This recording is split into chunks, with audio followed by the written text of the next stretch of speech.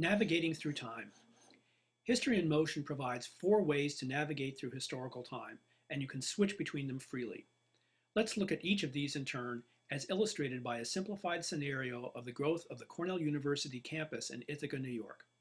The first method is to play the timeline automatically at its preset clock rate. I do this by hitting the play button.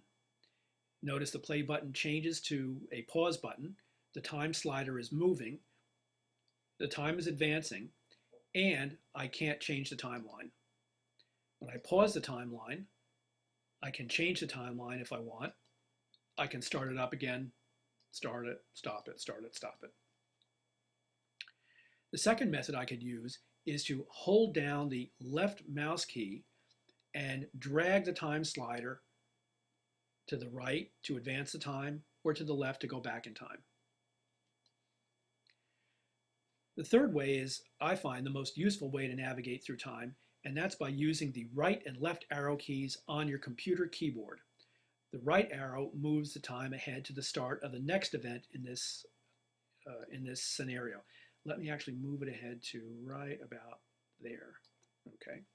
So 1926, now I'm going to go to 1928, 29, 30, 31, 32, and now it's going to jump to 1942, to 1948, 1950, 53, and so on, from event to event.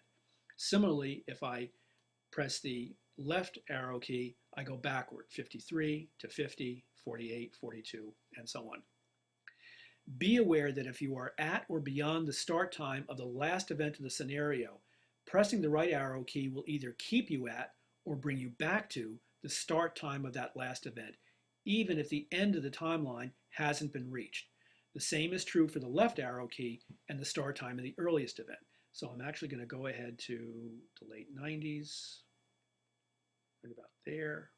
Okay, so I'm going to hit the right arrow key. I go to 1996 to 2000, and now I'm hitting it again, but it's not moving because there's no buildings shown on this map anyway that have been built after 2000.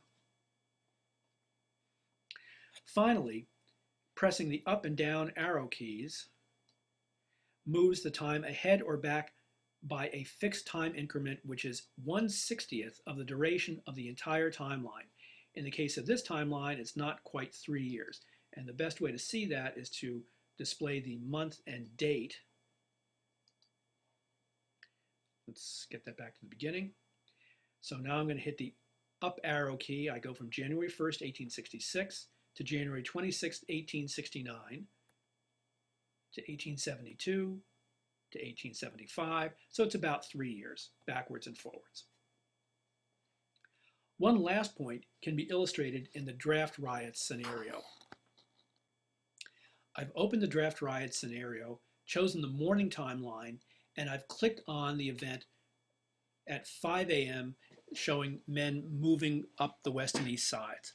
I've opened the event description, and you can see it goes from 5 a.m. to 6 a.m. The time is 5:39. I'll start the timeline going, and since the event ends at 6 o'clock, at 6 a.m., the description disappears.